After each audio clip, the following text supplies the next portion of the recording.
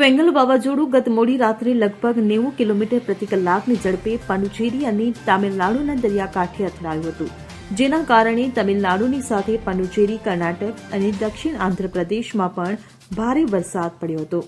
ત્યારે આગાહી મુજબ આગામી 3 ડિસેમ્બર સુધી વિવિધ વિસ્તારોમાં વરસાદની સંભાવના છે.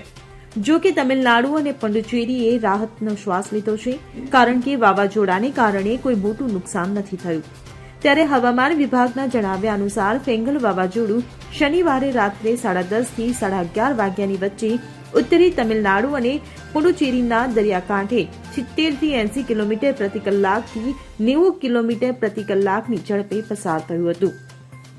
તે 11:30 વાગ્યે ઉત્તરી તટીય તમિલનાડુ અને પુડુચેરી પર કેન્દ્રિત હતું. તે ધીમે ધીમે પશ્ચિમ દક્ષિણ પશ્ચિમ તરફ આગળ વધતું રહેશે. આગામી થોડા કલાકો દરમિયાન તે ધીમે ધીમે નબળા પડીને ડીપ ડિપ્રેશનમાં ફેરવાશે. આ અંગે તમિલનાડુના મહેસૂલ અને આપત્તિ વ્યવસ્થાપન મંત્રી KKSSR રામચંદ્રને જણાવ્યું હતું કે વાવાઝોડા પછી કોઈ મોટા નુકસાનના તાત્કાલિક અહેવાલ નથી. Bureau report CN24 news. હવે જુઓ દેશ દુનિયાની તમામ ખબરો તમારી આંગળીના ટેરવે. ઉઠાવો મોબાઈલ અને Google Play Store પરથી ડાઉનલોડ કરો અમારી CN24 ન્યૂઝ મોબાઈલ એપ.